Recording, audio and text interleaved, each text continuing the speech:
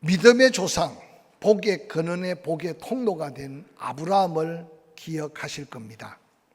하나님이 천지를 창조하신 후에 에덴 동산을 만드시고 아담을 통해, 또한 하나님께서 노아 홍수를 통해 그 가정을 구원하시면서까지 하나님의 긍휼과 구원의 은혜를 끊임없이 역사하셨습니다. 그런데 어리석은 인생들은 바벨탑을 쌓게 되고 도리어 하나님을 멀리하기 시작합니다. 그때 하나님께서 갈대아 우르 땅에 있는 아브라함을 부르셔서 그를 구별하십니다. 부름받은 아브라함을 통해 하나님께서는 믿음의 조상을 삼으시고 하나님이 약속한 복의 근원의 복을 허락하십니다. 부름받은 아브라함은 하나님의 약속을 온전히 순종하지 못함으로 인해 이스마엘을 낳게 될 때가 86세라고 성경은 기록하고 있습니다. 부름받았던 75세 때 10년의 세월이 지나면서 아브라함이 하나님 앞에 드러낸 믿음의 증거는 육신의 아들, 하나님이 원하시지 않는 이스마엘을 품에 안게 된 것입니다. 이제 창세기 16장 3절에는 아브라함의 그런 세상적이고 인간적인 생각으로 실수한 믿음의 모습을 소개하기를 하나님의 말씀보다 그 부인 사레의 말을 들었다라고 성경은 한 줄 기록하면서 아브라함의 당시의 영적 모습을 그대로 소개합니다. 그렇게 세월이 지납니다. 오늘 본문을 읽을 때 아브라함의 나이가 99세, 그러니까 약 14년이라는 세월이 이제 흘러갑니다. 놀랍게도 하나님께 부름받고 또한 이스마엘을 낳은 이후에 그 14년 동안 하나님은 아브라함과 아무런 관계를 맺으시지 아니하시고 또한 아브라함에게 함구하시고 계시는 하나님의 모습을 우리는 성경을 통해서 살펴볼 수 있습니다. 그런 하나님께서 창세기 17장 1절에 드디어 아브라함이 99세 때 여호와께서 아브라함에게 나타나사 그에게 이르시되 나는 전능한 하나님이라. 너는 내 앞에서 행하여 완전하라. 내가 내 언약을 나와 너 사이에 두어 너를 크게 번성하게 하리라 하시니 아브라함이 엎드렸더니 하나님이 또 그에게 말씀하여 이르시되 보라 내 언약이 너와 함께 있으니 너는 여러 민족의 아버지가 될지라. 이제 후로는 내 이름을 아브라함이라 하지 아니하고 아브라함이라 하리니 이는 내가 너를 여러 민족의 아버지가 되게 함이라. 내가 너로 심히 번성하게 하리니 내가 내게서 민족들이 나게 하며 왕들이 내게로부터 나오리라 라고 말씀하십니다. 우리가 신앙생활 하면서 과거가 있기 때문에 현재가 있고 현재가 있기 때문에 미래에 대한 믿음 안에 기대와 소망을 갖는다는 사실을 기억하시기를 바랍니다. 오늘 하나님이 아브라함을 찾아온 이 시점은 지난 14년이라는 세월 동안 아브라함에게 하나님은 말씀하지 않으시고 역사하지 않으셨던 시절을 한번 돌이켜 보시기를 바랍니다. 이게 몇 년 만입니까? 아브라함이 기다렸다기보다도 하나님이 애타게 아브라함이 믿음의 조상 약속한 복의 근원의 복을 누릴 그때를 기다리신 하나님을 한번 살펴보는 기회가 되었으면 좋겠습니다. 아브라함을 만나자마자 하나님은 아브라함에게 요구한 게 너는 이제 내 앞에서 완전하게 행하라 라고 창세기 17장 1절 아브라함을 만나자마자 첫 번째 하나님이 아브라함에게 하신 말씀입니다. 여기 완전하게 행하라는 말은 윤리적이고 도덕적인 완전함이 아니라 하나님과의 관계 속에서의 완전함을 하나님은 아브라함에게 요구하고 있는 겁니다. 이전처럼 내 경험이나 내 생각이나 인간적인 판단대로 좌로우로 치우치고 그렇게 행하지 말고 이제부터라도 하나님의 약속을 믿고 그 약속을 이루어 가실 하나님을 의지하면서 하나님과 관계 속에 완전함을 이루며 살 것을 요청합니다. 그러면서 하나님은 아브라함에게 하나님 되심을 통해서 약속하기를 너를 크게 번성하게 하리라. 너는 여러 민족의 아버지가 될지라. 내게서 민족들이 나게 하며 왕들이 내게로부터 나오리라. 너와 내 후손의 하나님이 내가 하나님이 되리라. 얼마나 놀라운 하나님의 약속입니까?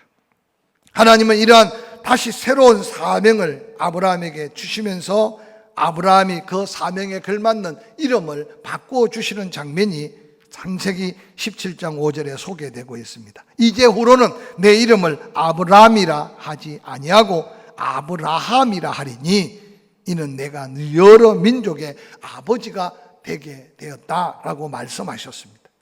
이 아브라함이라는 이름은 한 가정의 아버지로서, 한 여인의 남편으로서 귀한 아버지, 높은 아버지라는 뜻입니다. 그 이름이 그렇게 나쁜 뜻은 아니지만 바로 그 이름은 한 가정에 머물러 있을 수밖에 없는 이름이었습니다. 근데 하나님께서 이제 아브라함을 다시 찾아 그의 처음 사명을 회복시키면서 말씀하기를 아브라함이 아니라 너는 이제 아브라함이 되어야 한다.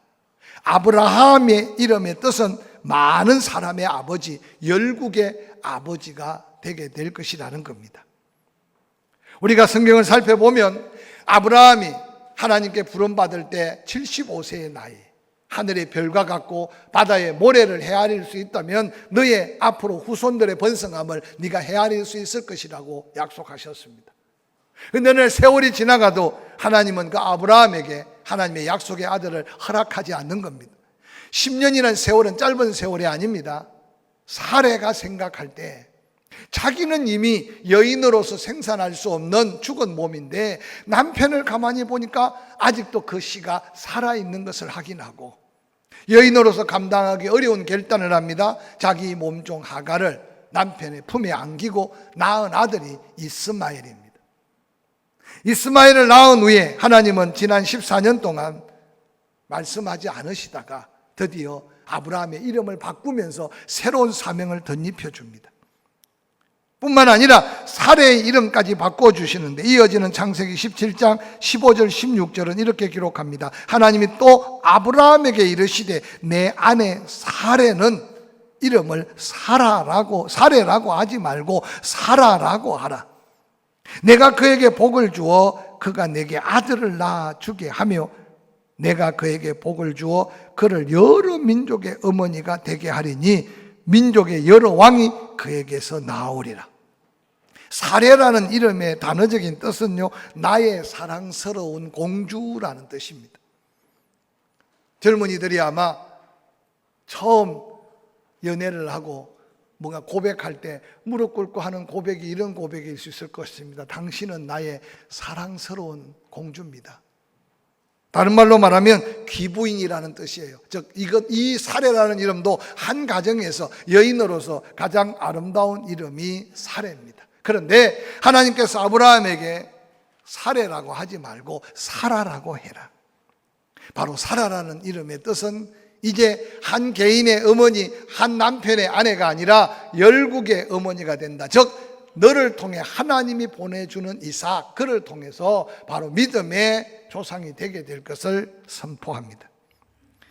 하나님을 만난 아브라함, 그 당시에 아브라함의 영적인 모습을 놀랍게도 보여주는 성경 구절이 등장합니다. 이어지는 창세기 17장 17절 18절은 이렇게 기록합니다. 아브라함이 엎드려 웃으며 마음속으로 이르되 100세 된 사람이 어찌 자식을 낳을까? 사라는 99세니 어찌 출산하리요 하고 아브라함이 이에 하나님께 아뢰되 이스마엘이나 하나님 앞에 살기를 원하나이다 라고 고백합니다. 저는 말씀을 준비하면서 우여곡절 많은 부름 가운데 하나님의 은혜로 살았는데도 아브라함이 직접 하나님을 만나고 하나님이 그 이름까지, 그 아내의 이름까지 고쳐주면서 하나님의 약속의 말씀을 주셨음에도 불구하고 마음속으로 엎드려서 웃고 있는 아브라함의 그 모습을 한번 살펴보시기를 바랍니다. 저는 이 말씀을 준비하면서 오늘날 한국 교회 안에 많은 성도들이 과연 하나님의 말씀을 하나님 말씀으로 그 말씀을 믿고 그 말씀대로 되어질 믿음으로 사는 사람이 얼마나 될까라고 되묻고 싶어요. 안타깝지만 아브라함의 당시 믿음의 현주소는 하나님의 말씀 앞에 내 나이 100세고 내 아내 나이 99세, 이전에는 나라도 살아있어서 씨를 뿌릴 수 있었는데 이제 나도 이제 죽었고 내 아내도 죽은 몸인데 어떻게 아이를 낳는다고 하느냐. 하나님 말씀 앞에 웃고 있는 아브라함의 그 모습이 때때로 우리가 믿는다고 하지만 우리의 삶의 자리에 말씀 듣는 귀, 마음밭에 말씀을 받아들일 우리의 믿음의 모습이 아브라함의 믿음의 현주소와 다를 바가 없지 않을까 하는 안타까운 마음. 거기에다가 하나님 앞에 말하기를 하나님이 생명을 주신다는데 아브라함은 말하기를 하나님, 아닙니다. 불가능합니다. 그저 어떻게 얻었든지 간에 이스마엘 내 피부친 줄 아시지 않습니까? 이스마엘이나 좀 살려주십시오 라고 하는 아브라함의 고백은 참으로 안타까운 아브라함의 믿음의 모습을 포기하고 있지 않는가 생각해 봅니다.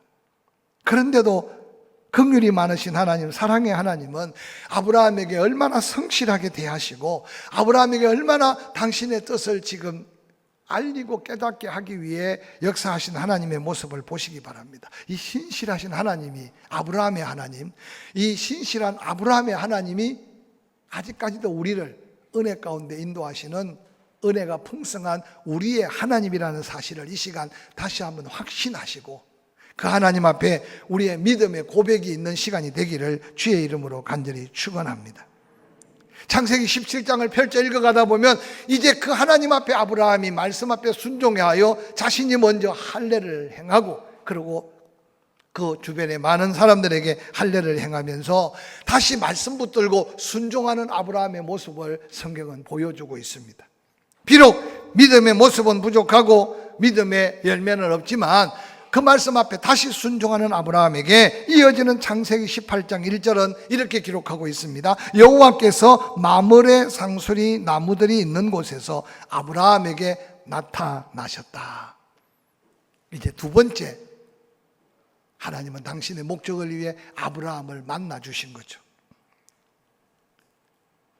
할례를 행하고 하나님 말씀 앞에 순종의 자세를 가진 아브라함에게 다시 나타나신 하나님, 그 하나님 앞에 이제 아브라함의 모습은 달라 보입니다. 그래서 이어지는 창세기 18장 2절부터 8절 말씀 속에 눈을 들어본 적 사람 셋이 맞은편에 있는지라 그가 그들을 보자 곧 장막문을에서 달려나가 영접하여 몸을 땅에 굽히고 이르되 내 주여 내가 주께 은혜를 얻어사오면 원하건대 종을 떠나 지나가지 마시옵고 물을 조금 가져다가 당신들의 발을 씻기고 나무 아래 씻어서 내가 떡을 조금 가져오리니 당신들의 마음을 상쾌하게 하신 후에 지나가소서. 당신들이 종에게 오셨나이다. 그들이 이르되 내 말대로 그리하라. 6절 아브라함의 모습을 한번 살펴보세요. 아브라함이 급히 장막으로 가서 사라에게 이르되 속히 고운 가루 세 쌀을 가져다가 반죽하여 떡을 만들라 하고 아브라함이 또 가축대 있는 곳으로 달려가서 기름지고 좋은 송아지를 잡아 하인에게 주니 그가 급히 요리한지라. 아브라함이 엉긴 젖과 우유와 하인이 요리한 송아지를 가져다가 그들 앞에 차려놓고 나무 아래서 모셨음에 그들이 먹으니라 라고 기록하고 있습니다. 오늘 창세기 18장에 등장하는 아브라함의 이 하나님의 사자들을 섬기는 이 모습은 어떤 면에서 축복의 약속을 받은 아브라함이 그 복이 되게 하는 아름다운 섬김의 모델이 아닌가 생각해 봅니다. 코로나19로 인해 거리두기도 거리두기지만 어느 날 우리가 너무 분주해요. 또 오늘날 다른 사람에게 신세 지는 걸 너무 큰 짐으로 생각해요. 그래서 함께 밥을 먹는다는 것도 지금 코로나 때문도 있지만 너무 복잡해요. 그래서 일부 예배 때 그렇게 물었어요. 최근 여러분이 누구를 정성껏 대접해 본 사람이 있습니까? 여러분 집으로 초대해서 식사를 대접해 본 적이 있습니까? 라고 물었어요. 냉장고를 열면 음식 재료들이 산더미처럼 쌓여 있을 수 있어요. 그러나 우리는 어느 날 섬길 사람, 대접할 사람, 특별히 집으로 사람을 불러들인다는 게 얼마나 부담스럽게 생각하는지 몰라요. 제가 끊임없이 강조하지만 코로나19 때문에 거리두기를 하고 앉아있지만 우리는 다시 한번 도전합시다. 내 오른편, 왼편 그 빈자리에 내 사랑으로 섬겨서 영혼들이 그리스도께로 돌아와야만 하나님의 영광이 되는 코로나19의 거리두기가 될 줄로 저는 믿습니다. 할렐루야. 다른 면으로 생각해 보세요. 같이 앉아있으면 옆 사람한테 코로나19 걸릴까 봐 떨어져 있는 건 아니잖아요. 우리가 세상에 덕을 세우기 위해서. 그럼 언제까지 우리가 이렇게 앉아서 예배 드리겠습니까? 저는 다른 면도 있겠지만 그러면서 빈자리를 느껴보고 내 오른편 내 왼편 빈자리를 누가 채울까 생각하면서 오늘 아브라함의 이 섬김의 모습이 우리 그리스도인들의 세상을 향한 거룩한 사명이라는 사실을 다시 한번 깨닫는 저와 여러분이 될 수 있기를 주의 이름으로 간절히 축원합니다. 오늘 아브라함은 본문에 그들을 보자마자 곧 달려갔습니다. 그리고 급히 속히 음식을 준비하여 대접하고 있는 아브라함의 발걸음은 기쁨의 모습임을 함께 기억하시길 바랍니다. 그러므로 여러분, 이웃들, 스쳐 지나가는 사람뿐만 아니라 직장에서 우리의 기쁨으로 섬길 자를 찾아서 이 한 주간 함께 이 기쁨의 섬김을 삶에서 아름답게 나누어가며 하나님의 은혜의 통로들이 될 수 있기를 주의 이름으로 간절히 축원합니다. 또한 하나님의 사자 앞에 그들을 만나자마자 아브라함이 몸을 굽혀 그들을 경배합니다. 그러면서 말하기를 그들을 나의 주요라고 말하고 아브라함 스스로 나는 종입니다 라고 고백합니다. 폼나게 대접하는 게 아니라 기회를 달라고 애청하며 겸손히 섬기는 아브라함의 이 모습을 오늘 한국교회가, 성도들이 삶에서 다시 한번 그리스도의 이름으로 행하여야 될 우리의 모습이 아닌가 생각해 봅니다. 뿐만 아니라 아브라함은 귀한 음식을 준비할 뿐만 아니라 그가 우리에 가서 가장 좋은 것을 선택했다고 기록하고 있습니다. 귀한 것, 좋은 것이 무엇일까요?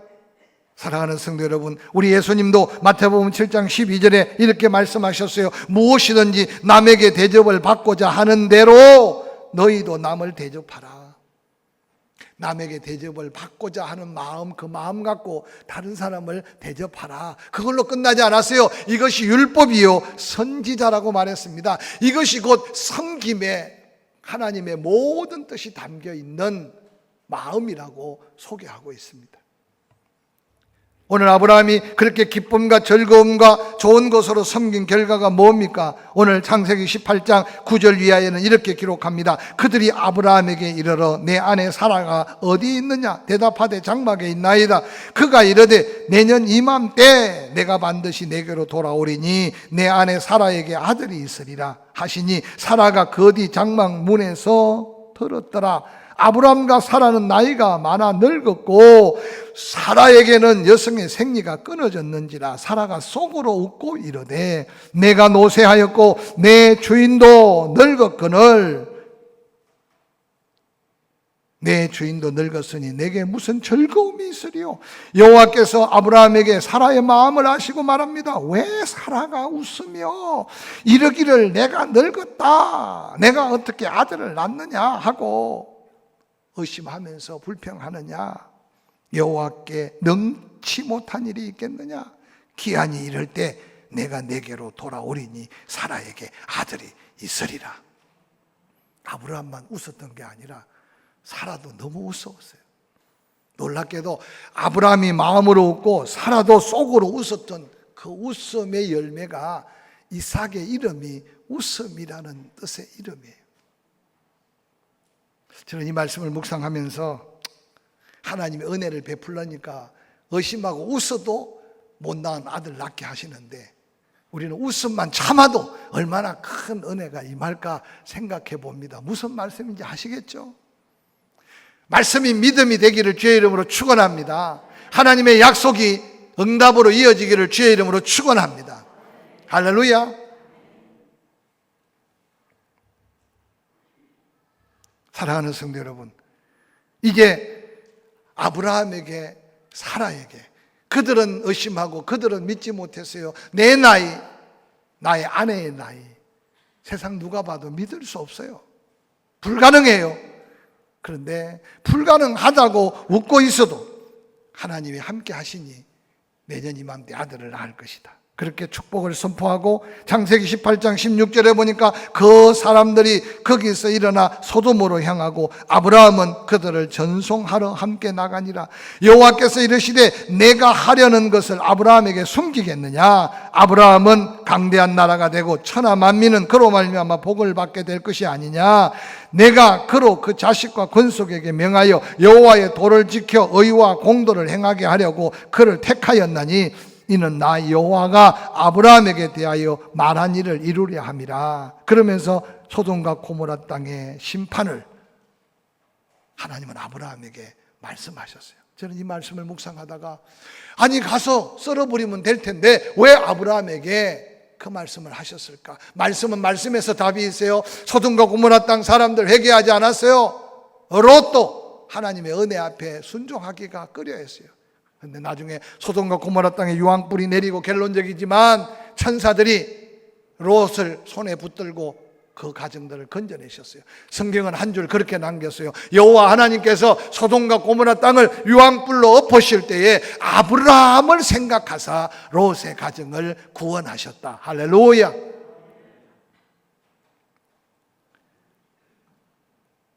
위대한 중보기도의 역사를 성경은 소개하고 있습니다. 사랑하는 성도 여러분, 여러분은 지금 무엇을 위해서 기도하고 있습니까? 당연히 나의 건강이나 나의 삶에 대한 문제, 내 가정 좀 더 나아가서 나의 자녀 더 나아간다면 교회 어렵고 힘든 형편에 있는 성도들을 위해 기도하겠죠. 근데 이제는 좀 더 우리의 기도의 지경을 넓혀야 될 때 우리가 살고 있음을 다시 한번 기억하시기를 바랍니다. 할렐루야. 나라와 민족을 위해서 기도해야 됩니다. 땅끝까지 복음이 전해질 때 주님 오신다는 말씀이 우리 주님 말씀인 줄 믿는다면 누가 가든지 누가 보내든지 그 땅끝에 복음이 전해지기 위해 우리는 기도해야 됩니다. 오늘 아브라함이 하나님 앞에 소돔과 고모라 땅의 심판의 말씀을 듣자마자 아브라함이 뭐라고 기도합니까? 하나님, 그 소돔과 고모라 땅이 그렇게 죄악이 간영하더라도 의인들이 있다면 의인과 악인을 함께 심판한다면 하나님의 영광이 가려질 겁니다. 그러면서 아브라함이 의인 50명이 있다면 그 의인 50명을 소돔과 고모라 땅, 죄악된 그 땅, 그들과 함께 멸하시려고 합니까? 한번 용서하지 않겠습니까? 하나님이 아브라함에게 말합니다. 소돔과 고모라 땅에 의인 50명이 있으면 내가 그 의인 50명 때문에 그 성을 용서하리라고 말합니다.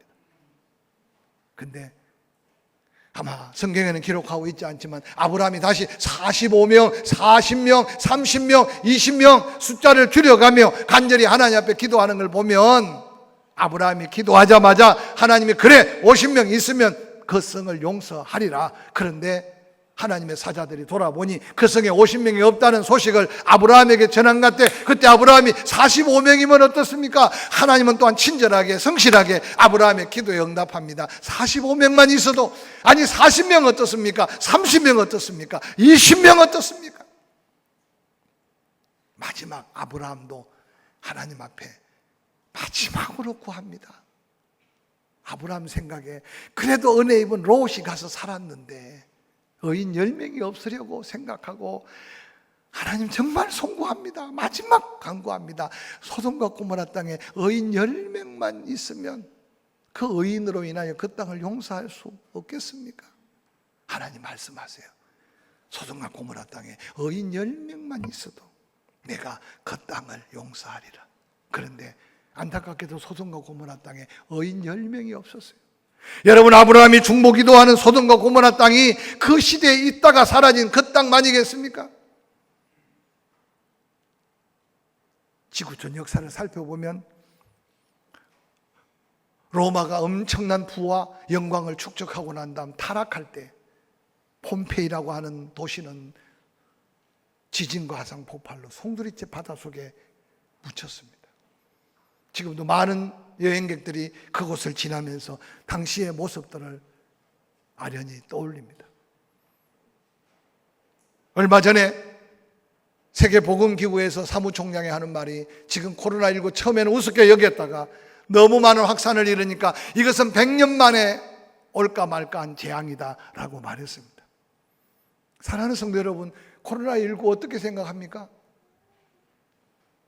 아직도 그 원인과 정확한 치료약을 개발하지 못한 인류의 두려움을 한번 상상해 보시길 바랍니다. 거기에다 지금 자연재해가 곳곳에 일어나고 있습니다.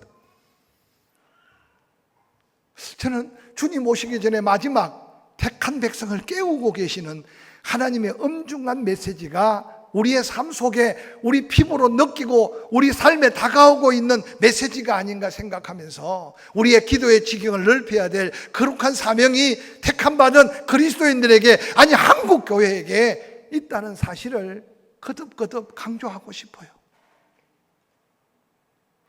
여러분, 성경이 예루살렘 성이 불타고 이스라엘 백성들이 포로로 잡혀가기 직전에 하나님은 에스겔 선지자를 통해 이렇게 소리쳐 외쳤습니다. 에스겔서 22장 30절 31절 말씀입니다. 이 땅을 위하여 성을 쌓으며 성 무너진 데를 막아서서 나로 하여금 멸하지 못하게 할 사람을 내가 그 가운데서 찾다가 찾지 못하였으므로 내가 내 분노를 그들 위에 쏟으며 내 진노의 불로 멸하며 그들의 행위대로 그들 머리 위에 보응하였느니라. 주 여호와의 말씀이니라 라고 선포합니다. 쉽게 말하면 예루살렘 성이 무너지기 직전에 그 무너진 데를 그래도 쌓아보려고 노력하고 그 무너진 데를 막아서서 하나님 한 번만, 하나님 이번만 하나님의 심판을 미루어 달라고 외치는 사람 한 사람을 찾다가 찾지 못해서 하나님은 그 성을 불바다로 만들 수밖에 없었던 하나님의 마음을 선지자를 통해 선포하고 있어요. 이번에 한국 성시아 예배의 중심으로 목회자들과 또 소문을 들은 성도들이 몰려와서 외친다고 국회의원들이 뭐 눈을 깜빡이라도 하겠습니까? 현 정부가 무엇이 옳고 그른지를 따져보겠습니까? 그럼에도 불구하고 좀 먼저 알고 깨닫는 사람들이 하나님 앞에 부르짖고 기도해야 될 사명으로 생각하고 갔어요. 그런데 아직도 뭐가 뭔지도 모르고 있는 성도들은 이해가 돼요. 그러나 영적 지도자들이 언제 소리를 내야 되고 언제 기도해야 되고 언제 마음을 찢어야 되고 언제 하나님 앞에 서야 될지 모른다면 이게 영적 암흑의 시대가 될 수 있는 위기가 아니겠습니까? 서울의 아파트 값이 오른다고 우리 집은 서울에 없으니까 부끄러운 이야기지만 그러나 제 마음속에 세종이 갑자기 집값이 오른다 그래서 우리 교인 중에 아들이 세종에 사는데 집을 샀나 전생가 궁금해서 제가 물어봤다는 거 아니에요. 근데 집을 샀대요. 근데 사놓고부터 오르고 이번에 또 올랐대요. 마음속 한구석에 우리 교회 성도니까 잘 된 것 같지만 누구를 원망하겠습니까, 여러분? 저는 이때 나만 웃고 있을 게 아니고 우리만 편안하다 할 때가 아니라 예루살렘 성 무너진 데를 가로막아 하나님의 심판을 좀 미루고자 하는 기도의 사람을 찾고 계시는 하나님의 마음을 한국 교회가, 성도들이 좀 깨달아가면서 그 기도가 내 가정을 지킬 수 있고, 할렐루야, 할렐루야, 그 기도가 우리 교회만이라도 지킬 수 있고 그 기도가 이 포항 땅만이라도 지킬 수 있고, 그래서 여러분 거룩한 기도의 지경을 넓혀 가시기를 주의 이름으로 간절히 축원합니다. 믿음의 지혜자들이 말씀을 남긴 잠언서 11장 11절은 그렇게 말합니다. 성읍은 정직한 자의 축복으로 인하여 진흥하고 악한 자의 입으로 말미암아 무너지느니라 라고 말합니다. 사람들이 모여 사는 삶의 단체가 과거의 성읍이잖아요. 그 성읍이 정직한 한 사람의 축복의 말을 선포하면 하나님의 은혜로 진흥하고 악한 자의 입의 말로 말미암아 하나님이 함께하지 않으면 무너지는 것이 성이다 라고 지혜로 말했어요. 소돔과 고모라 땅의 멸망을 바라보며 아브라함 50명, 45명, 40명, 30명, 20명, 마지막 10명을 두고 기도했던 아브라함의 이 기도가 한순간의 기도가 아니지 않겠습니까? 끊임없이 우리의 나약함을 기억하시고 포기하지 않고 기도하는 곳에 하나님은 지금도 응답하실 하나님. 그래서 소돔과 고모라 땅이 불바다가 됐지만 아브라함을 생각하사 롯의 그 가정들을 구원하신 하나님은 지금도 우리가 기도하면 하나님의 심판을 보류할 수 있는 하나님. 할렐루야. 우리가 기도하면 한 영혼들을 건질 수 있는 이 놀라운 하나님의 은혜들을 기억하면서 이 한 주간 다시 한번 우리가 은혜 받은 은혜를 감사하고 받은 은혜로 이웃을 찾아 섬겨가면서 하나님을 감동시키고, 또한 우리의 부족함 가운데도 은혜 베푸신 은혜가 하나님의 은혜라면 이제는 나 아닌 누군가를 위해 중보하며 기도하는 아브라함의 아름다운 기도를 도전해서 그 기도의 응답의 놀라운 역사, 하나님이 아브라함을 생각하사 롯의 가정을 건졌던 이 하나님의 놀라운 회복, 구원의 은혜를 함께 경험하는 저와 여러분이 될 수 있기를 주의 이름으로 간절히 축원합니다.